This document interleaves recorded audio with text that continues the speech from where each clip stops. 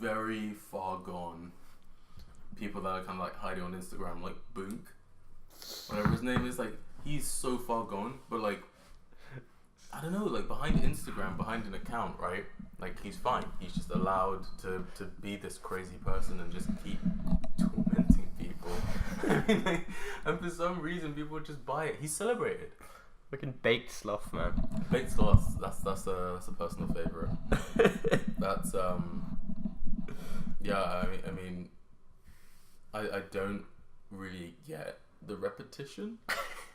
But that's what's so great about it, is it's like it's every day. That's like weed culture, though, isn't it? If you're Smoke smoking weed every day. If you're smoking weed, that's like cool to people who smoke weed. It's really weird. Like, you watch like weed movies and like half the jokes are just, oh, now we're smoking weed. Yeah, it's true. But it's like, that's not funny in and of itself to smoke weed. It's just like nothing. I mean, or is it? Am I missing something? Like it makes things funnier, but like I don't get why watching people smoking weed whilst you're high on weed would be enjoyable. And it isn't. I don't know. It's just one of those strange things where, like, maybe they wrote the script high. Maybe that's why they thought it'd be funny, because like at the time they were like fucking bait. Like, oh, dude, like we should like just write in a joke where the guys smoking weed too. I think that worked. Yeah. I think that's I'd watch that movie. Anyway, welcome to Gradient Podcast, episode 1. Hello, people. How are you? This one will actually go up on the internet. Oh yeah, of course. I mean, we've done a couple tests by now. Yeah. I'd say we're ready to fly from the nest. Yeah, we let ourselves chill out. We were gonna have it all planned, but you know, a bit more ad hoc, bit more personality in this. This is just the podcast for talking about subjects Such as anything we want. My name is Desmond Craddock. I'm Cam. Yeah, and this is the Gradient Podcast, as I've said already. We're off to a flying start. Yeah. Yeah. I'm feeling good about this one. Welcome to the channel. If this is the first thing you've ever experienced with Gradient, wow, then you're definitely in for a treat. Like, I can just sense it. Oh my god. Alright. But anyway. What are we talking about today? What have we got? Well, recently, I've been watching the show. Well, I've actually watched the show on my blog, which I want you to watch. So, you should watch that. On My Block. That's on Netflix, right? It's on Netflix. It's really good. It's like about these kids living in LA, and like there's gang stuff in it. I really don't want to spoil it though. What a shit subject to pick. You don't want to spoil that? I would. This is the one where the two characters at the very beginning like hook up, no? Yeah. Like predicted it. Yeah. Oh, okay. So we can talk about that kind of thing.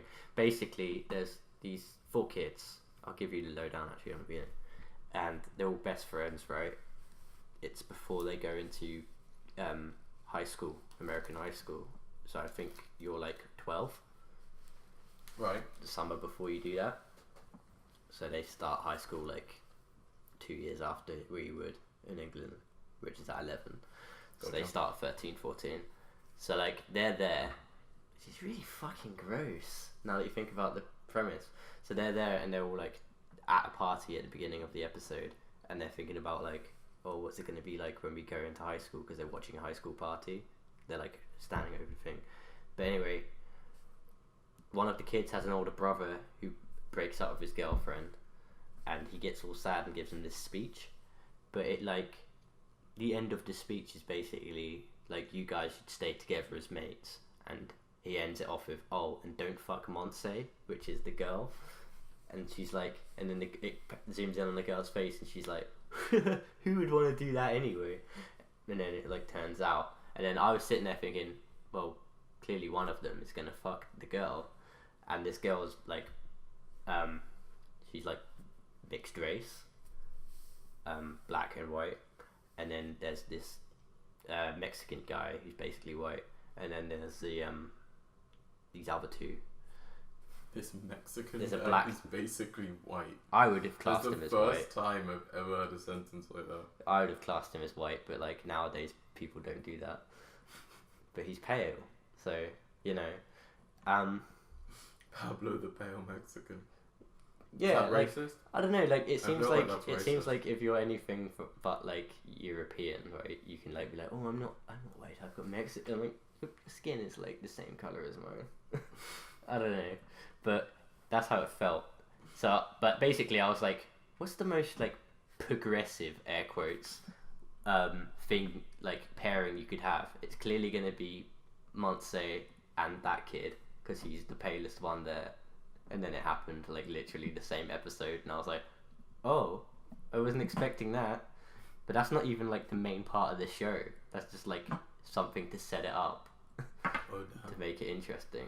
You're already calling off the fucking plot points. But yeah, Fair. there's more to it. I don't really want to get into it. It revolves around gangs, partly. Gang shit. But there's like a Whole B. lot of gang shit. What's really good about the rating is there's like a B like plot line, which is like a joke played off as a joke for most of it. Right. About where this kid's trying to find some treasure. So like proper like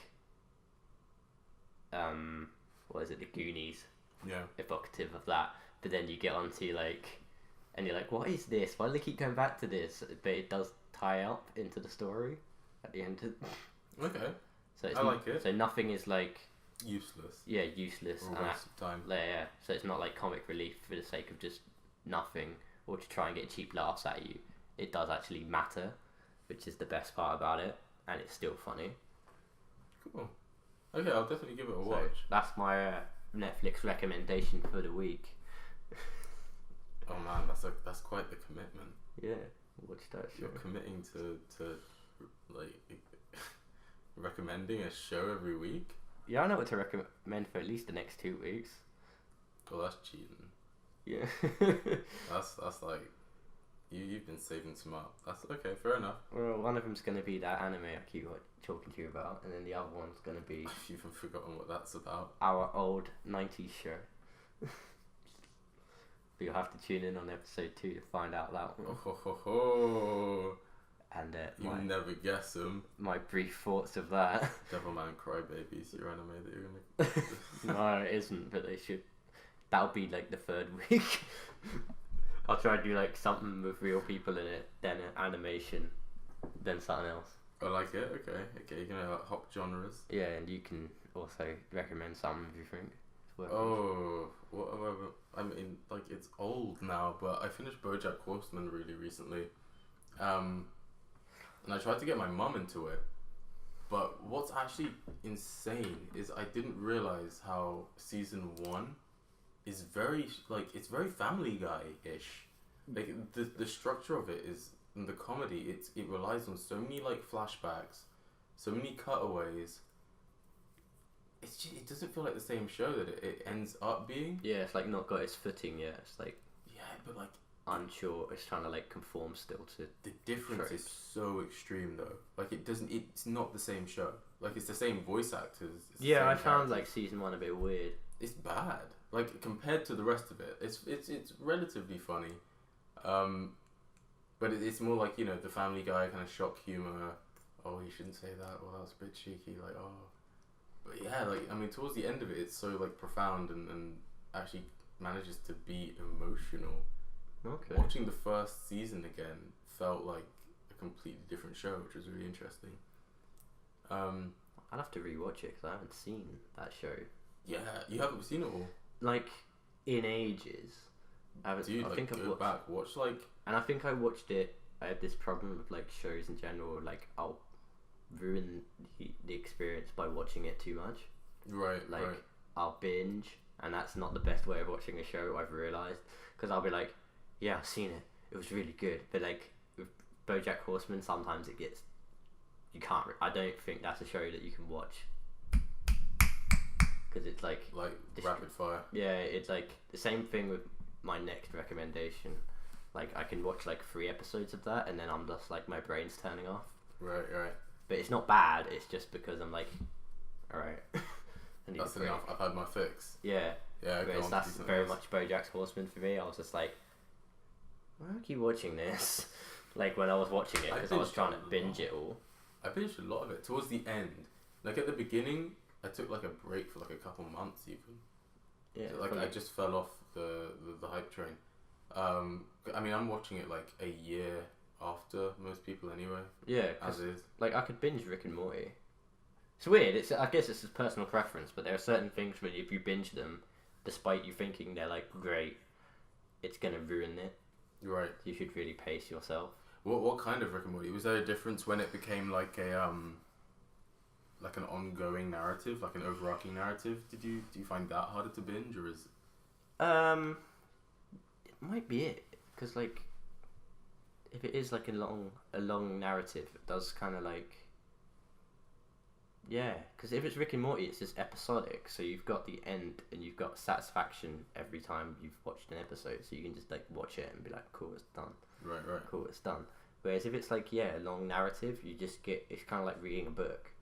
Yeah, you got to connect a lot more dots and like. You gotta think a little bit, and you actually gotta watch it, like with more attention. So I definitely hear that. I guess it's like mentally draining in the fact that you're paying attention more than you would be.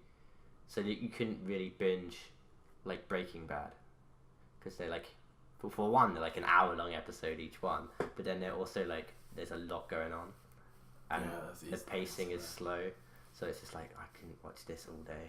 Oh man, I like it's a commitment. It's so bad. But recently, a friend of mine like had me. I mean, essentially, it's like what 3 years of content or something ridiculous like that. Game of Thrones. Right. Game of Thrones is like it's simultaneously like the most binge watchable thing, and it's so impractical to try and binge watch it. Yeah. Like the plan started off as I would just stay around at his place and just binge this thing until it was finished, and like we very quickly realized like there's only so much you can take, especially in a show like that where like people are being killed off.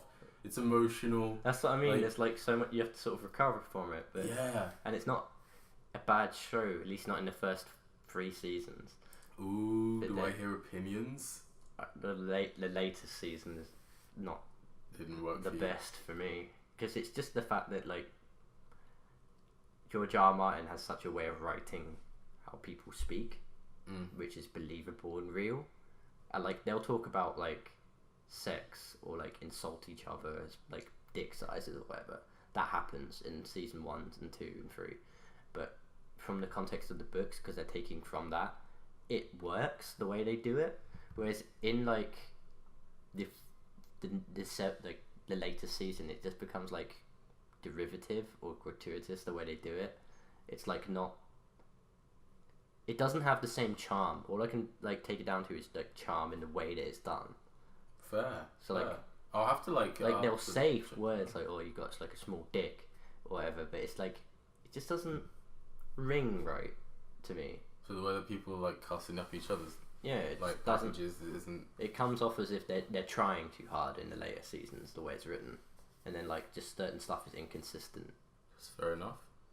Yeah, I can definitely see how the writing would fall off, but I mean, how far behind or ahead? I guess. How ahead are we? Like, because, I mean, Jon Snow in the books is still dead, isn't he? I think that's where it ended off. Spoilers, by the way. I'm so sorry. Yeah, well, like the show is well ahead of the books. Like I've never read them personally, but you can tell the difference in writing just by the way, again, the charm and the way it seems to me. And I know a bit about how the books are because I watch like other YouTube channels, like the best one, Alt Shift X. Right. But then there are others that like will tell you more about the lore. Like I've got one of the books, the second one, up there on my shelf, and I read through part of it, but it's like they are a slog. Right. So they're very interesting. There's way more like extra plot lines as well in the books. Like the Maesters apparently want to get rid of magic in the books. They hate it, but that's something that never comes up in the show. It's a weird thing. There's just not enough time. Yeah, that's like the element, isn't it? It's time when you're doing these kind of adaptations. It's interesting to see like the content and like the lore that carries over, and the stuff that they just decide isn't either important. doesn't make it, or isn't important. Like Harry Potter's had it. Sometimes though, like it works for one film, and you're like, okay, you can leave that out, and it really isn't going to affect the narrative.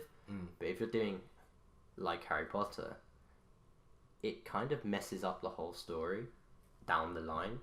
Yeah. Because my biggest example of it is Dobby, the character Dobby, and like in the films he's so like cut out, and it ruins everything emotionally for you. So I never read the books. I saw the films first because obviously I was a dyslexic kid, so I wouldn't read anything anyway. But like, I've read them after it, and Dobby is from second book. He's always in every single book. Yeah. He's there for like maybe a scene or two, but he's mentioned. He's in the Goblet of Fire. He gives in the gillyweed. He's there. He helps out, so he becomes like a recurring character that you care about. Whereas in the second book, he's just annoying the whole time.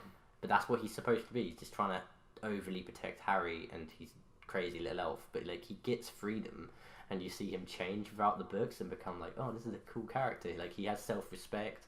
He accepts payment from Dumbledore, whereas other elves won't do that. He cares about himself more, like sees himself equal to humans, rather than other elves who like, I guess like equivalents to Uncle Tom's back in the day. Right. They're basically slaves, right? Yeah. They're like an allegory for that. So you've got some elves, like there's one called Winky, which is like, oh no, we can't accept money. No, don't do that with the wizards. We can't, like, wear lesser. Whereas Dobby's like, no, I deserve payment. I will accept this. I like working, but I don't want to do it for free. Yeah. I will wear clothes.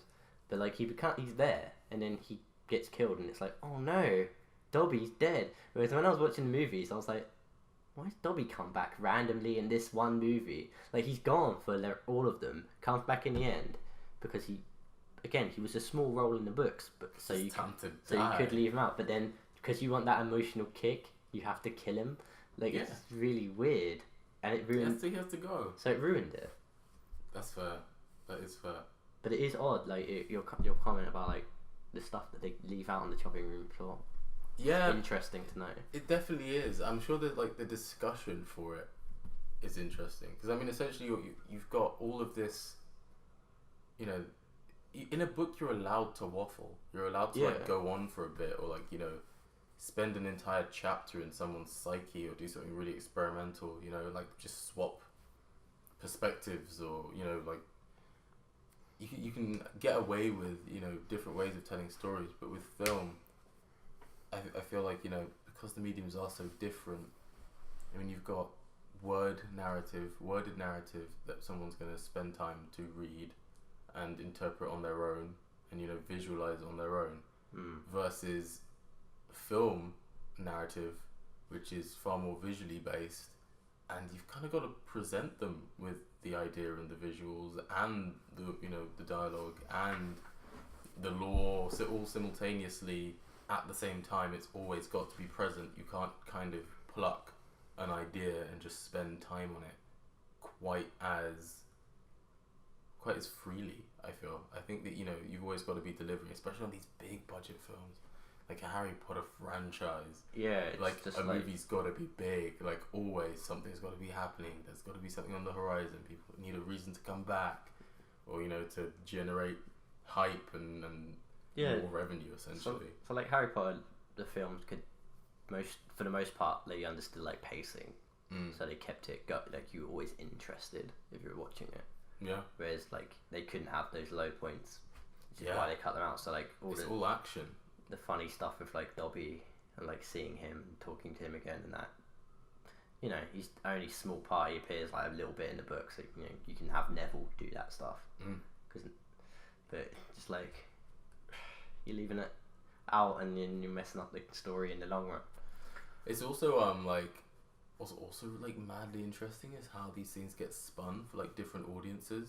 So basically, I've been watching The Walking Dead for God knows how long now. God, that's bad now. And it's something that like I stick by it because I'm a deep fan of like the comics and the concept.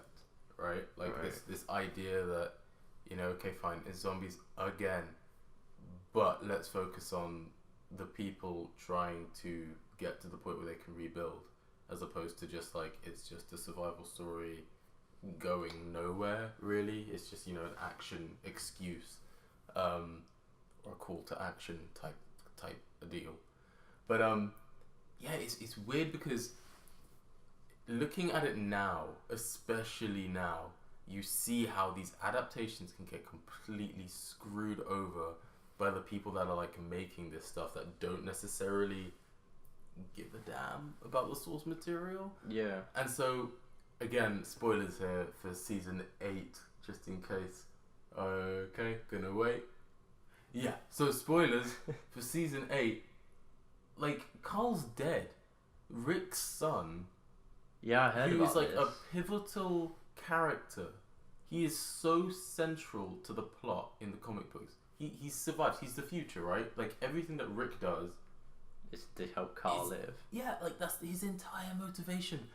And then, so you've got this weird situation where in the comic book, Laurie, Rick's wife, doesn't die in childbirth, but gets fucking like shot while carrying the baby Judith, who's still alive in the show for some reason, because they waffled out I like, thought she got eaten. no, dude, like the baby's still there. She's like 2 years old now. It's crazy. So like, instead of Carl being there to like learn to be a brother and learn to be like a role model, you've got this weird situation where like the baby that was meant to be offed, like with the mom for an impactful moment, like, okay, that moment got remixed. Okay, fine, you've kept the kid because you didn't want to like off a child in a really gruesome, horrible way, Yeah. you know, on TV. That makes sense.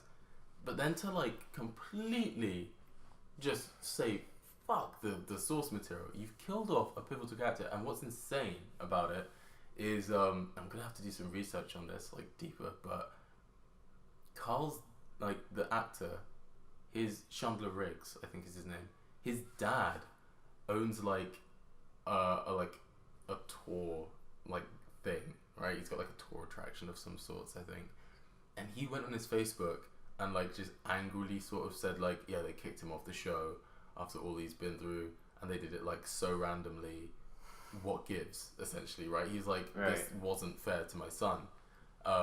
So it's obviously not like it was an agreed thing. Yeah. Obviously something happened, and I think it's purely because Chandler turned 18 and they had to pay him more.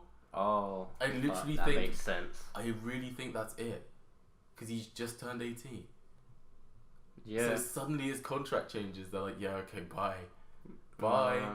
No, that sounds like such a plausible like reason. And now like you've just got this weird like scenario where like, you know, Also, the show doesn't have one of its how it's do they characters. have the baby in it? Because they might. There's a rule, isn't there, like Hollywood with babies, right? I don't know how old like the band is, but like if you have a baby, and I'd say like the kid's like what, 2? The kid's like 2 now. 2, so she's a toddler. Is that still a baby? I don't know. No. But that is, like, maybe they're still under the same rules, because like I know kids that when they're really young, especially if they're babies, they can only work for like 3 hours, right? So you have to have Wow. twins. So weird. you can't have. That's why Fresh Prince, they had a kid for like 5 episodes. Yeah. Oh my god. And then suddenly little Nicky was like a child, A like a 3-year-old. full-grown child Yeah. that could speak. suddenly he And, was like a 3-year-old, and I'm like, I'm sure they just had that kid. I And love then that like, Will's they still acknowledge it. Yeah. and Will's still in school, because they used that same actor for like a flash forwards, and then they were like, do you know what? We have to keep having this baby. We're filming this in front of a live studio audience. Baby Nicky, Like, whatever his name is. we're gonna have to just, upgrade him. Upgrade him so that you turn him into like a friggin' cyborg or some shit. Stupid computer just locked itself. Did they catch everything though? Yeah, it's still recording, but like I'd like to be able to see what it's doing. Nice. Yeah. So. But yeah, I mean, I do remember. To be fair, the Fresh Prince went through a lot of changes, didn't it? Yeah. I mean, like it had a lot of moments where, because it was such a. Ooh, Fuck. Me fucking with the mic. we'll cut that out. Yeah, the Fresh Prince went through quite a few changes because you went from kind of like one Aunt Viv to the next, and then you'd have like a lot of moments where like the house layout would change, which is kind of weird. Did it? Yeah, like things in the house would just like change at random, like from episode like early episodes to like later ones. They like change the sets. I haven't noticed that really. It's pretty gradual. It's like it's very slow. Like kind of watching someone like grow up, you don't really notice until like I don't like Ashley anymore. as a character. Yeah, I used to like her. She was like a sweet little like sister that was kind of not. She was kind of cool. But now she's turned into like a complete brat. But she's a teenage girl. Yeah, but she's like an asshole. We all know that like teenage girls aren't. They're not nice. I guess. For the most part. Sorry, any teenage girls. I'm sorry. But it's like it's quite interesting to see that sort of like. I think it's pretty realistic, to be fair. Yeah. I feel it's sad that like she couldn't have at least like an understanding with like Will.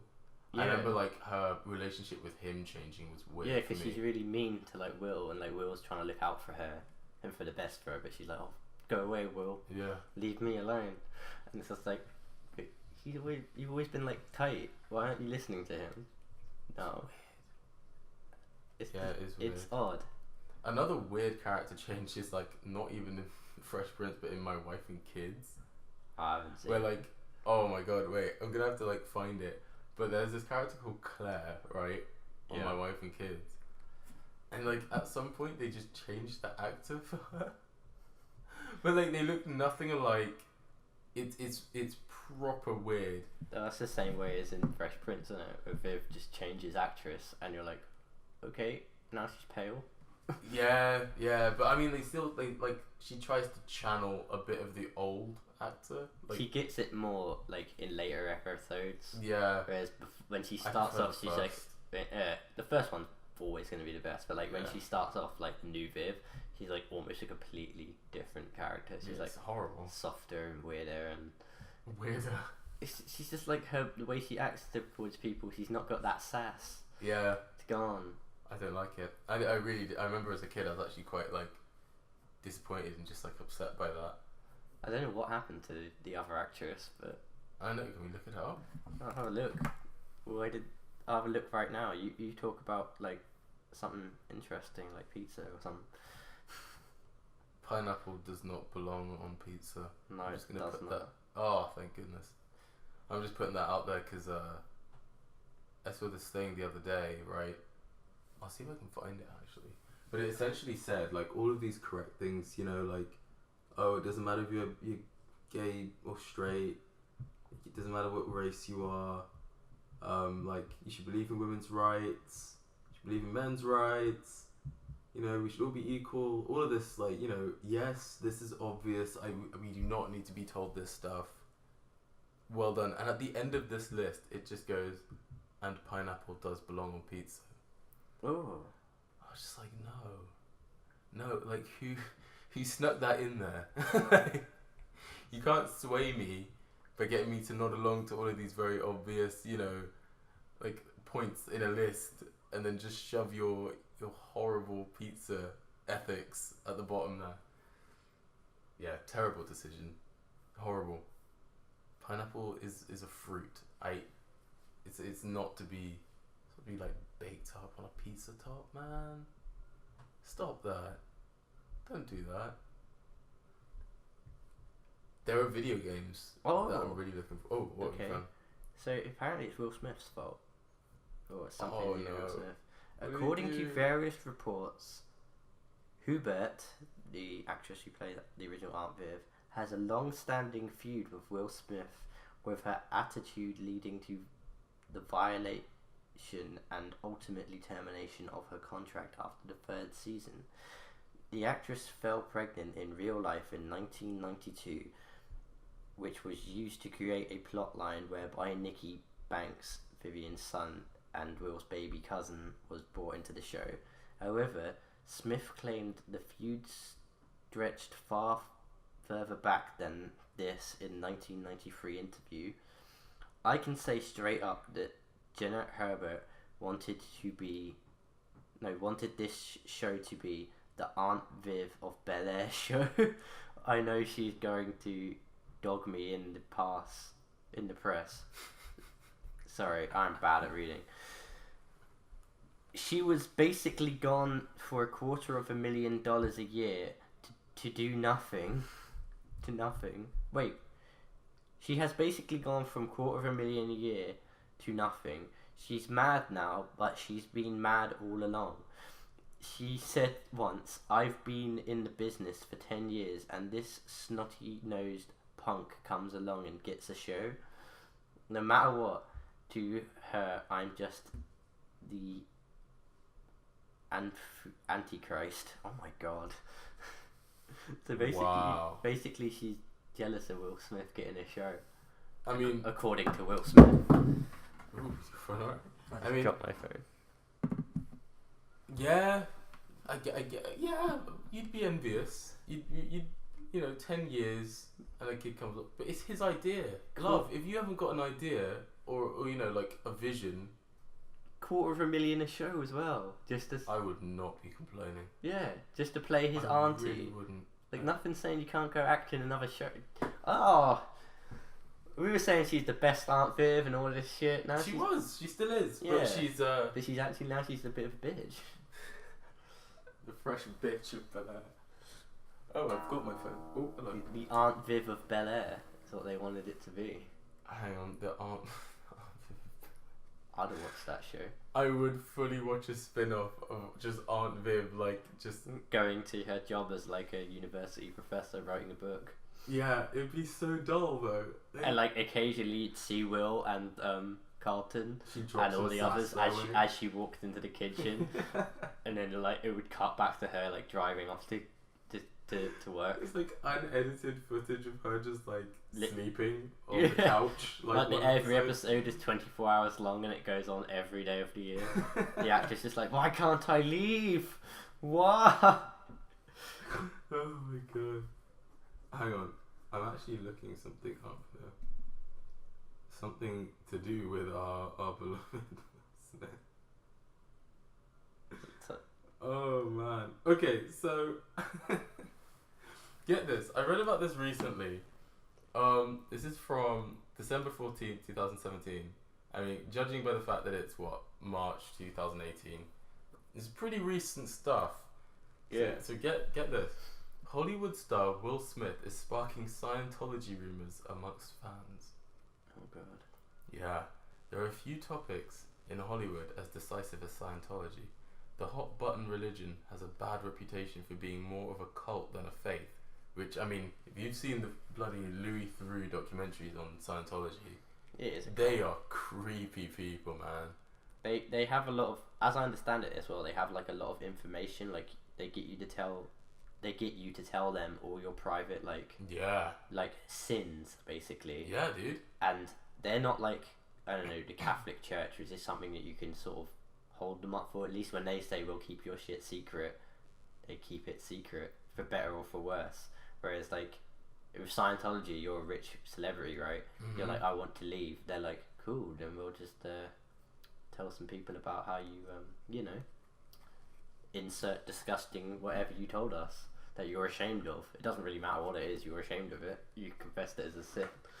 Yeah, man. And they keep that on record because they'll like write it all down. Yeah, they do. So we need to like watch the Louis Theroux documentary at some point. We'll do like a duo thing because it is actually, it's got some wacky scenes in there, dude. So you like can't leave almost. You've tied up like so much money in there, and if they send spies, like they watch your every move. Like you could have a life with a family and kids, and Scientology could be like years from where you are now. It could be like a decade ago, right? You haven't seen these people or been anywhere near their church for like 10 years. But if you're doing something that they are interested in, they will just show up. Like, I don't know how they do it, but they just show up. And like Louis Theroux did this documentary, and this guy was trying to recreate a scene, right? Trying to explain what his experiences were like. And suddenly these people that practice Scientology just show up. like by the cameras and stuff. I don't know whether production was involved. I really don't think they were, because it's a messy altercation. But they just start like harassing this dude. But it's comical because they start saying things like, "You're a loser. You got no friends. You're a loser." It's insane. It's probably something this guy's scared of, is being a loser with no friends. So. They are like grown adults, and they've got like these dirty smirks on their faces and everything. You're a loser. You got no friends. You're a loser, dude. You're a loser. You got no friends. They sound like two Donald Trumps. They are terrible. But like in what the you most. Are is a loser, and listen, what you are is a loser. You got no friends. I do. I've got loads of friends. I've got the most friends. And let me tell you, I've known my friends for a very long time. Ew. Oh man. So more about Will Smith and Scientology. So yeah, apologies. I mean, nobody likes Scientology, basically. I mean, apart from I don't that cult. Yeah. Anybody outside of it thinks they are bonkers. So here we go. While others like, Leah Remini. I think Scientology is only really recognised as a like religion in like America. Yeah. Most of like Europe doesn't actually recognise it as a. I have to check that, but I'm pretty sure like a lot of European countries won't. I think it's banned in Germany. Really? I think so. I think I remember hearing that. I'll have to look it up. Whoa. Or you can look it up at home for homework. Oh yeah. Welcome to the Gradient Vlog, where we set you homework every single vlog. Email that to Gradient YouTube channel or gmail.com. That's GRADIENT YT channel at gmail.com. The one person who sends that in gets what? I'm just gonna pick one of your items from your room. Okay. Gets Desmond's big plushy teddy bear. No. Yeah. I've had that since I was 4. Yeah, you're getting it. No. You get a piece of his childhood, and I mean he can never replace that. So, what's not to love? Yeah. Disclaimer: you're not getting it. Anyway, but yeah, send us like your relationship problems and stuff too. Oh yeah, we've got Love Guru. That's GRADIENT YT YouTube channel. No, as actually isn't. It's really not. It's not. Greedy. Eat. Greedy. GRADIANT. ENT? Fuck it. I'll try and flash it up on the screen. It was a noble effort. Check the description for that email address.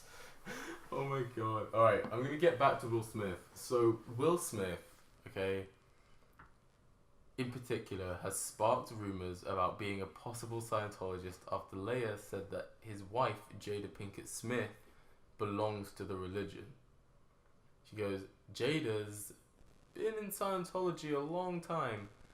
Leia recently revealed, adding that while she never saw Will Smith at the church's celebrity centre in LA, Jada was there all the time. She even added that they funded a Scientology school in Calabasas. Is that how you pronounce that? Calabasas? Alright. What the heck is... I am so sorry, Americans. What is that? What is a Calabasas?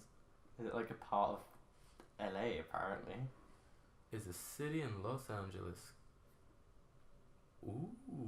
I mean, the picture they got here, you guys are living lavish.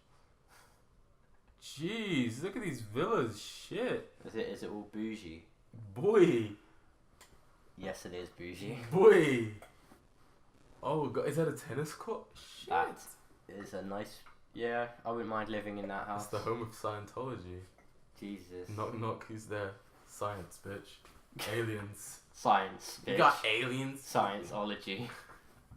Scienceology. Isn't I'd love it? to pronounce it like that, just to like annoy a Scientologist. Isn't that Scientology? And like, we know how our fucking religion's called. Fuck you. We just hang out and leave. Well, there you go. They tried to fund a Scientology school in Calabasas, California, which closed in 2013, but Jada has recently denied I love the suspense. What? She just... Like, Jada has recently denied. She just hasn't... She just doesn't want to admit it. I mean... Why would she It's want possible. I don't know Jada, obviously. I mean, I have very little news about this person. I don't know anything about... All I know is that Will Smith is, like, vlogging now, which is one of my favourite facts. What? Did you not know? No. He's got a vlogging channel. He's just vlogging. What, so he's... Dude, Louis Weston quit. Someone had to pick up the slack. And it was Will Smith. Yeah. I mean, he's been doing it for, like, a few months now. Maybe even more. Louis been quit for a few months now. There you go. There you have it. I mean, it's just so friggin' bonkers, man. Is this channel just called Will Smith? Yeah. Oh my god. Celebrating 1 million subscribers. What the fuck? They're like really short videos as well because he's Will Smith. He doesn't have all day to be vlogging. Yeah, or he doesn't need to. Yeah, that's true. He's just like, I'll put out a minute video. How many vlogs has he got? He's got 1 million. He's got 1,407,000 subs. Jeez. Freaking nuts, man. He built that up in 3 months. But he is Will Smith, so yeah. He is Will Smith. You gotta accept it. He's got the moves. He knows what's up. Yeah, the only person that could beat him is fucking Louis Weston, as we said.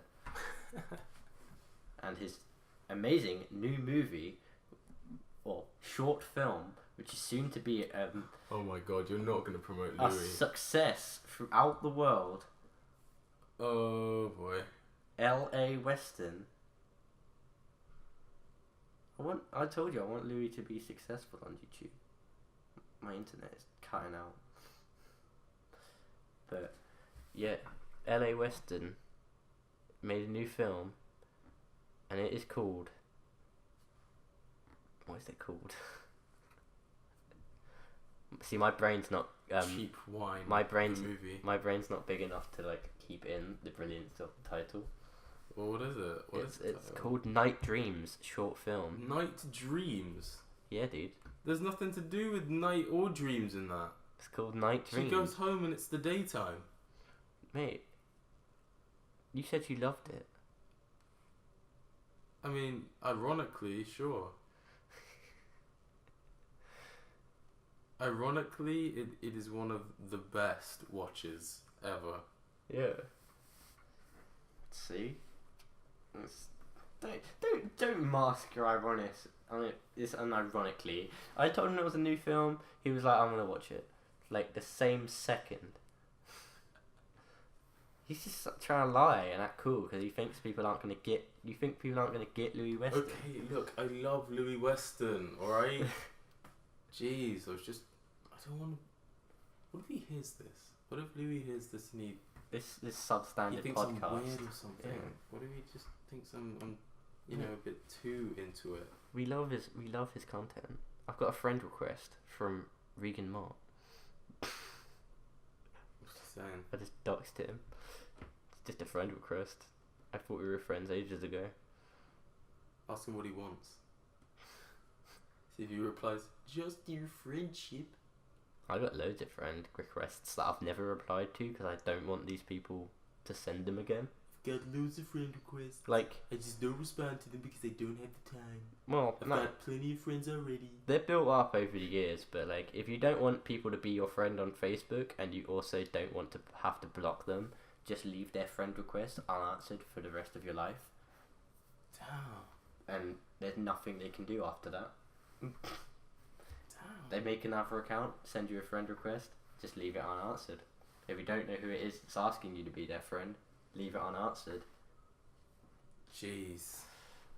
Wow. It's better than blocking. It's better than doing anything else because they won't be able to do anything. As long as your account's like kept on private, they won't be seeing anything on your account at all.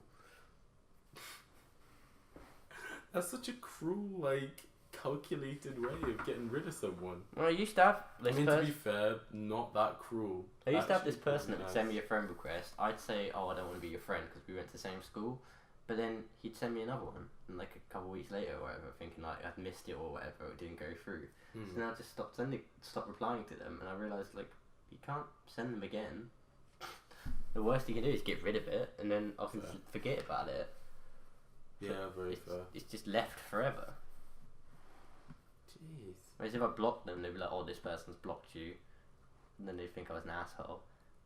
Or if I, like, you know, kept saying no, they'd think, oh, they keep saying no. Can't be that it isn't getting through. So you just leave it. And you know they're gone forever. Yeah. That's the one problem solved.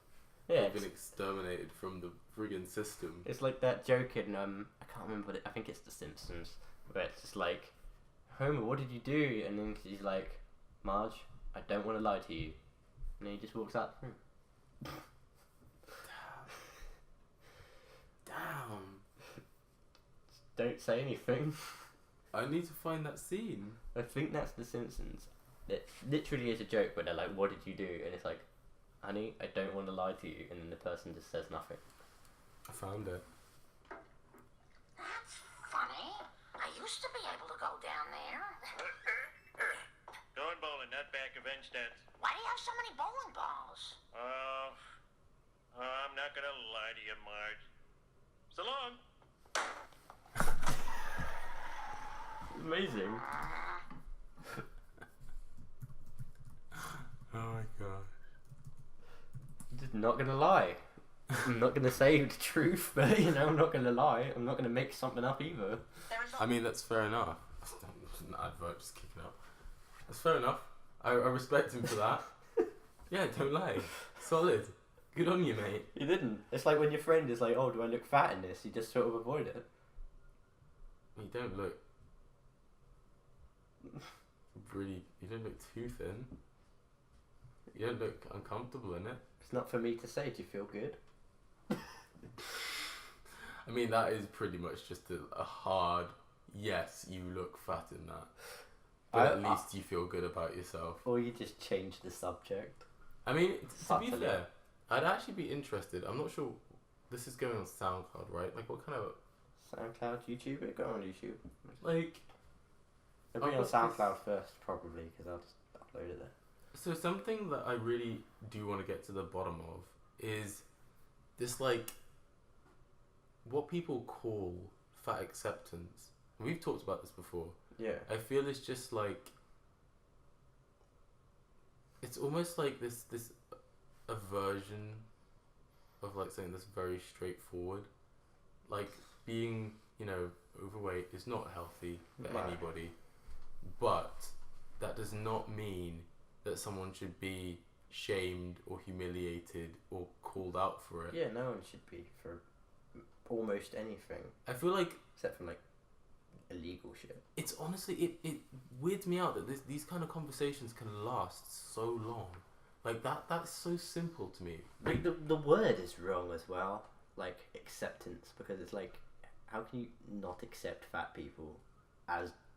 Like, Yeah, I like, know what are I'm you being, gonna like, do? maybe pedantic, but, like... No, but it's the same. Oh, It's like homophobia. I need like, you to you're not accept scared me, of like, gay yeah, people. I You're just accept being an you. asshole to them. Yeah, it's like, I accept there are fat people. That doesn't mean I like them. Yeah. Like, I'm not saying I dislike fat people, I don't. I'm just saying, like... It's like saying, oh, accept, like, racial acceptance. Like, racists accept that race is a thing. They have a problem with it. So, saying, like, fat acceptance, it's just like... People who have a problem with fat people accept that fat people exist, right? But they hate them. It's more like tolerance. But then Yeah. tolerance is like the wrong word as well, because you can tolerate something you don't like. Yeah, it's true. It's just like more like, and then respect, I suppose, is a more apt term. Fat respect. Yeah, you just I'm want gonna give you a dose of some fat respect for that. or courtesy or manners. Just have manners. Yeah, I mean, but that's the thing. I feel like, and again, I might sound like just an old guy now, but I feel like what's kind of crazy about these times now is that because we have so many platforms to kind of like get our messages and our voices heard, or just kind of scream into the void about whatever kind of random mundane thoughts go through our heads, people just feel like they're more entitled to be listened to these days. Yeah. Like, the amount of times I've been on, like, this is why I just avoid apps like this now. The amount of times I've been on, like, Facebook, right? And, like, I just want to see how people are doing in general. I don't want to, like, know your life story. I'm just there to, like, see if anybody's done anything interesting. Laugh at some memes. Laugh at some fresh memes, some cat videos. I don't know. Like, I just want to see some trash for, like, 5 hot minutes, right? And then just go. I just want to leave. But then there's, like, freaking essay after essay of, like, this is the way the world should be because today at work a guy looked at me funny. I believe education needs to be fixed. Like, it's like that joke or it's like a bit more like a joke. It's like George Carlin, where it's like people these days are always like, oh, education, but you need to fix this for education. I'm like, yeah, but what does that even mean? Education in terms of what? Like, what are you talking about? You're just saying, oh, I believe like kids or that are valuable and like this is valuable, that like I have this cause, we fix it through education. I'm like, well, how are you going to fix it through education? You're not actually offering a solution. You're just offering like a vague, nebulous sort of like idea. Like, if we could teach people not to be assholes, then I suppose the world would be better. Like, how do you teach someone against like what sometimes is their like innate nature? Some people are some people are not nice. some people are dickheads. Some people have like an imbalance. Like, some people are mental. Yeah. I don't know, and they're just assholes. Some people have like disorders. You can't teach people out of that. Some people are naturally more prone to being like narcissistic. Yeah. You can't teach someone out of that either. You can like show them that it's wrong, but oftentimes they'll justify their own behaviour because they're narcissistic. So they're like, well, when I do it, it's not Fuck that bad. the haters. I know my motivation for doing this, and I don't necessarily see it as like me being a prick. Yeah. So that's how narcissists work. Whereas they're not like thinking of themselves outside of that. So I suppose you got to try and teach empathy, but you can't really teach empathy if someone's a psycho. You either have it or you don't. I feel like this You whole can like learn again this subculture of like you can learn fuck to the tap haters. into it more, but You can, you can't. It's weird. I guess like you can definitely like kind of snap out of being selfish. You can definitely do that. yeah, you can train. But I feel yourself like into if empathy. you are a narcissistic person, it's gonna take a lot to like snap out. That's kind of like usually the story you'd hear where like someone would go like get rehabilitation and come out and be like, okay, I was wrong. Yeah, and you really need a proper motivation for why you want to snap out of it. So like, Well, yeah, If unless you're you know, doing- if it it's like serves you- damaging. if it served you well so far and you've become an adult, then evidence suggests to you that that is a fine way of living. Yeah, I can definitely see how you kind of get lost in it a bit. So like, it's worked for me so far. It's how you get into bad habits, because it's like it's worked so far. So you people like drink alcohol, right? I was reading this in the book 12 Rules for Life by Jordan Peterson, which isn't perfect, has problems with it, but like there's a thing called positive feedback cycles in psychology. So say you're feeling down, and you think you need to relax, so you'll drink some beer, because in the moment it's depressant, right? So it'll make you feel like more tired and relaxed. So that made you feel good for that moment, but it hasn't solved any root cause. But then the next time you feel stressed or whatever, you'll think, oh, what did I do last time to resolve this? That worked, and that was drinking. So you'll drink more. But then you build up a tolerance to alcohol. This could be analogous to any drug, and you'll keep it, and you'll do it again, but you'll need more. So then you'll feel stressed, and then eventually you may like start to become addicted to this, and then withdrawal adds stress. So you become stressed from the thing that you were using to not be stressed, and then you drink to lower the stress of that, which will lead into being stressed again, and then you just become in this positive cycle because everything you do works. Like, like you're doing it and it stopped the stress, which is a positive effect, but it's not overall positive in the long term. So like, Jeez. that's how you become, in my opinion, like narcissistic too, or dickhead. Because like, say you're like low self-esteem, you put someone down and that makes you feel better in that moment, but then you feel down again later, so you got to put that person down again because last time it worked. Again, another positive. Yeah, I can see that. That's kind of freaky. It's a positive feedback cycle because it works for the moment, but you're not actually like solving the root cause, which is you have shit self-esteem because of XYZ. You're like, I don't know, skinny, ugly, whatever. You're skinny, ugly, Fat. I don't know. You don't have money. I don't know what anything. You pick a reason for making someone feel down, but like, I don't know. It's just like you haven't solved anything by doing that, but it did make you feel better for the second. Right. Yeah. If I definitely get what you're saying. So you got like a lot of people like dickheads because they don't have, I guess, a goal, and it's a hard thing to find. Yeah, I mean, I guess like also we know so much now. I feel like because there's only so far we can go, right? Like within this era, within like how much we can accomplish within this lifetime, within this, you know, these 2 generations or whatever, these 3 generations here. Mm-hmm. There's only so far that a lot of us are going to go within our lifetimes in the foreseeable future, I guess, so to speak, right? And so with what we know now, looking for like purpose beyond like what we have on planet Earth, like beyond the stars, like I feel like people just kind of get a bit worked up because we know enough to know that there's a lot out there confirmed, but we don't really know a lot about like what's on our home planet, like alone. Yeah. We don't even know what's at the bottom of our like deepest oceans. I also feel like what adds to like, you know, societal problems that we see, like, you know, who are for it, like, person we know complaining all the time about, oh, we need to fix like society, why are people such dickheads lately. Yeah. Like the thing, it's partly is because of social media, because I want to be successful, right, in like certain fields, but then like some people are just no good, like they just don't put in effort. They're dumb. Like we know dumb people, right, and they're never going to achieve I mean, it. I know lazy people, But like, that's for sure. I guess it's like those people. Some of us just need to be, I guess, not achieving stuff, or like learn to be happy where you're at. So then when you can slowly build up. But like a lot of the time people want to be like famous, right? Like right now. So you like, want to be famous right now. You've got to have it now, and Yeah. you can't like try and find joy within being where you are, or just like the mundanity of certain things. That's because everything is so instantaneous now. You want a Yeah. video? Go look it up. Watch it now. You want to buy something? Go online. Buy it now. You want to like It's talk to someone?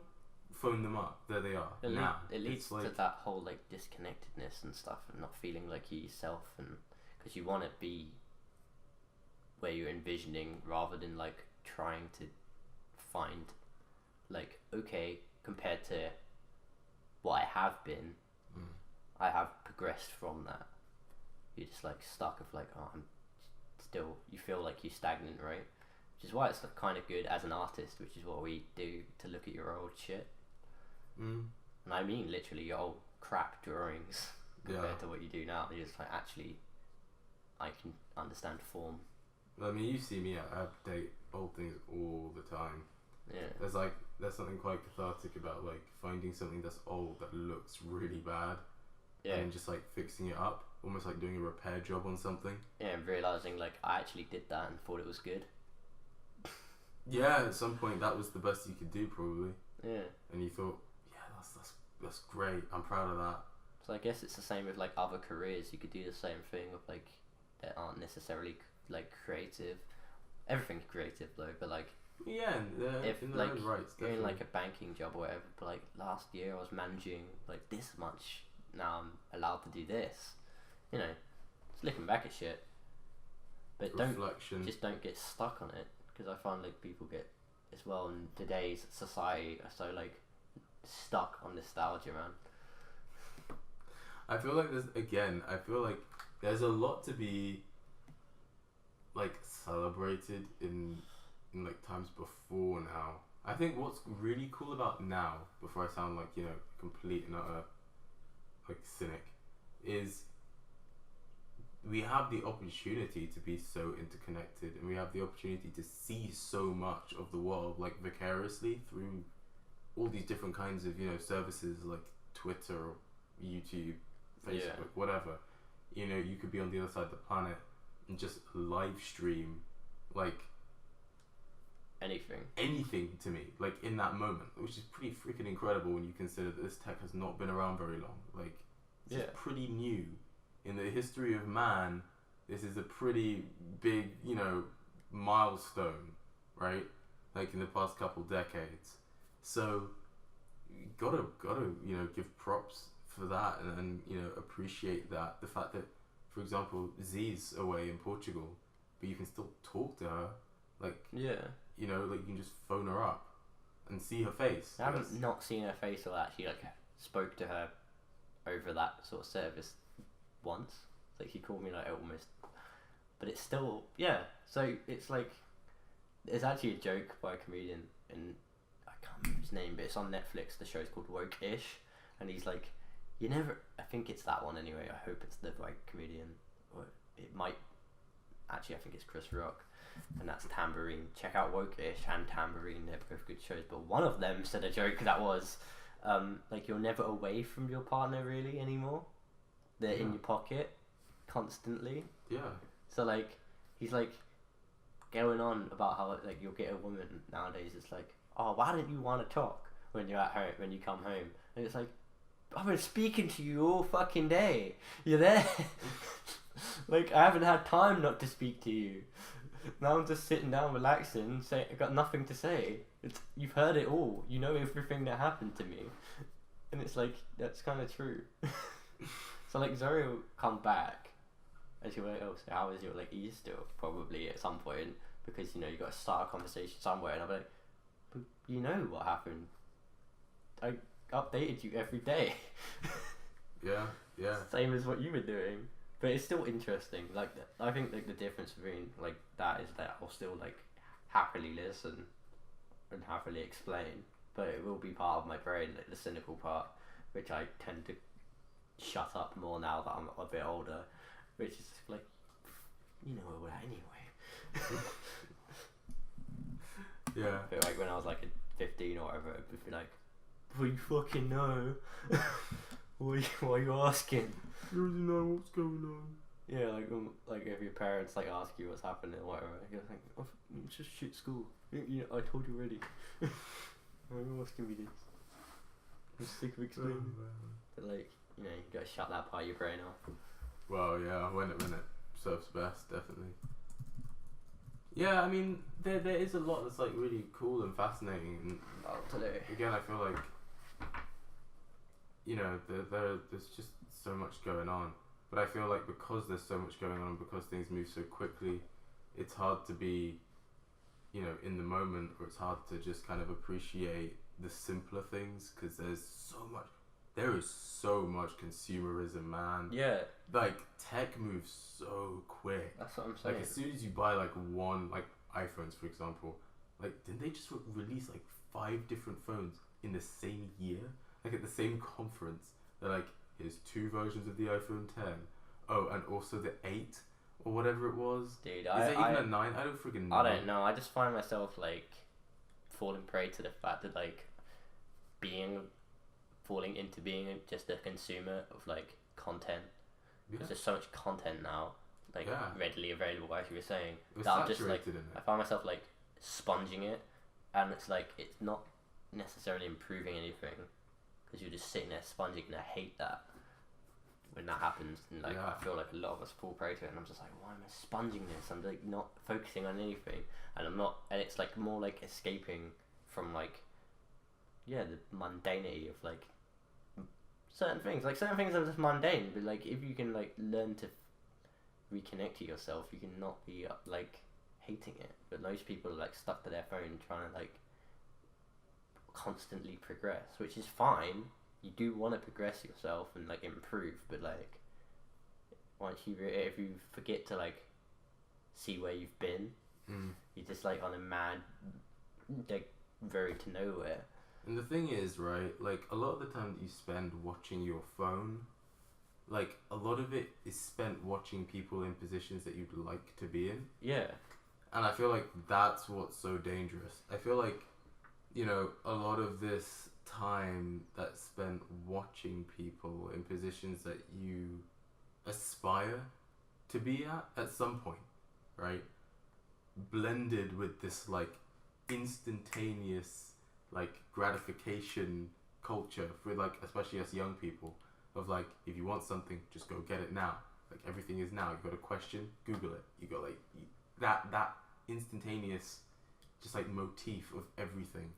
But then when you reach this like, you know, this more long-term sort of viewpoint, you know, this topic where you've got to look to the future and you realize it can't happen now, like I feel that's what brings a lot of like young people down, is like this realization that you're watching this kind of, you know, this ideal situation that you'd like to self-insert into, and yet you can't just apply that thing, you know, that thing that you've become so used to in your subconscious, this like this almost like, you know, like when a phone goes off, have you ever been in a room with like this like I don't know, like a few people in there and they're not doing anything, but then a phone will like ping and everybody's heads like shoot to the phone?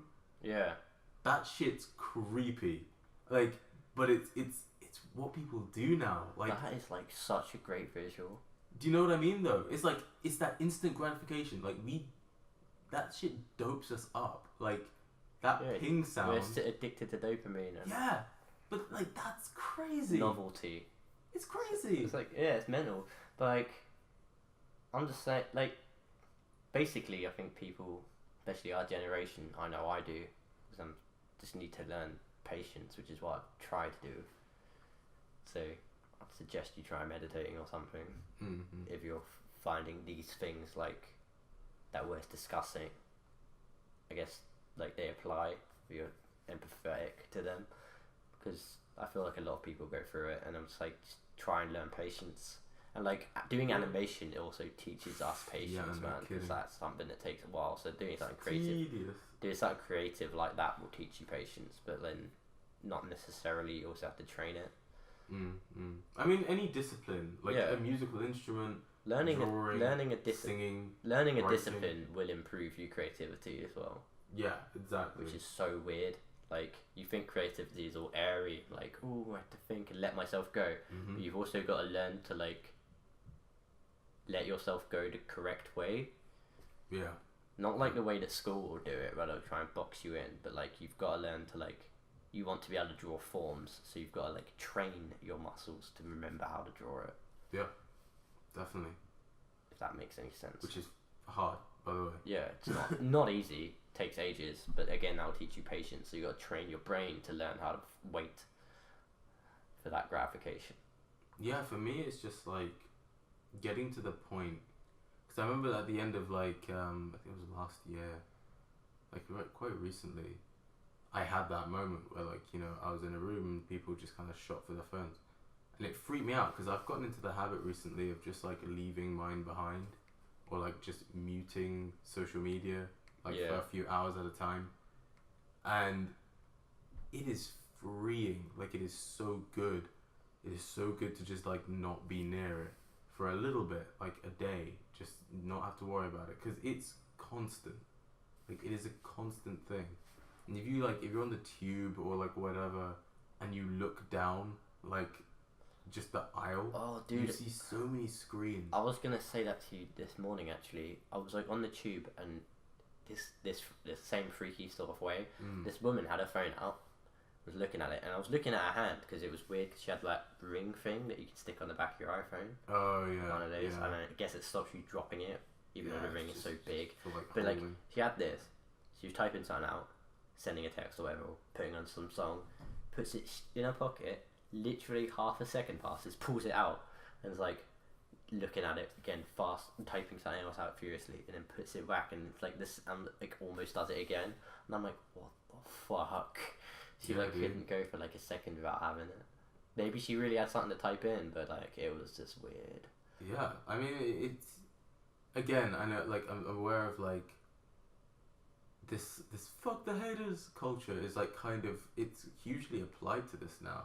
Like I came across this funny little I mean, we're millennials, right? Like, as much as I like to escape that label because it's got so many negative connotations, like every generation's gonna have its problems. So I mean that. Baby boomers have Donald Trump, so. I mean, to be fair, I always say this to my parents. I'm like, look, millennials are screwed, but don't forget the generation that brought up millennials. Yeah, it's like it's its own thing. Like it all plays into itself. You know, each generation. You can't say you affects hate the other. kids, even though your generation's making them. Yeah, exactly. So, I mean, well, you can hate them, but just take responsibility. At the yeah, least. but like without it being your like some parts your fault, you know. Yeah, except the involvement. But what's kind of fascinating is I forget what I was gonna say, but something along the lines of the fact that, you know, we've got all these weird things going on with us.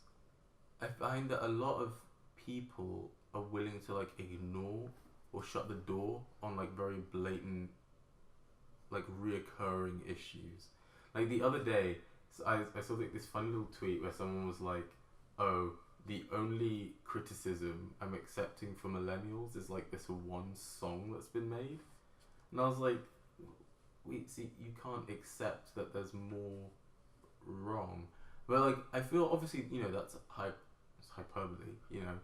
Yeah. That I'm one sure they guy. recognize fault, but this like the amount of like comments that were like, yeah, like we get too much, you know, like of a hard time, man. Like we're doing great. It's like, but we don't actually really know where we're going yet. Because I feel like a lot of our generation is not quite caught up. We're not all adults just yet. No. Like, you know, within our kind of like 5-year window or whatever it is. So like once we're all adults from our generation, I suppose, like when we're in charge of all of this like nonsense, this crazy system that's going on, whatever it is, because I sure as heck don't know exactly how this stuff works, but like even like the Facebook scandal recently, where they're just spying on everything. Yeah, what's also weird about like, I feel like society at this point doesn't have a direction really. It never has, but like, you know, like when you got like a war or something. Yeah. And I'm not calling for war. I don't want that shit. But like, it feels like, say like, the generation that had Vietnam in America, right? You were either against it or you were with it. So it gave you like a focus politically, at least, to be able to. Which is why probably politics is such a big thing now, and the us versus them thing is so big. But like, we're not trying to like achieve much. Like when like, I feel like this may just be nostalgia again because it probably felt mundane back then. But like when people are trying to get to the moon, you sort of as like a generation of like, yeah, we're gonna get to the moon and witness something. But like, what are we gonna witness now? Like Mars. Mars is not like, really like that big. It's not on the doorstep. But it's not like on the horizon. But like, it doesn't feel like the culture is moving towards let's go to Mars. Whereas like a collective endeavor. Like this. Like whereas with the moon. Yeah, it was a full cultural thing. Fucking, everybody was kind of behind them. It's like the fucking moon. It was the space race, wasn't it? Yeah. So with like World War II, it was like World War fucking II. Yeah. You know. Yeah. There's just like there's shit to aim for as a people, and you're happy to do your smaller roles because you're realizing that you're part of like a collective goal, whereas there's no collective goal.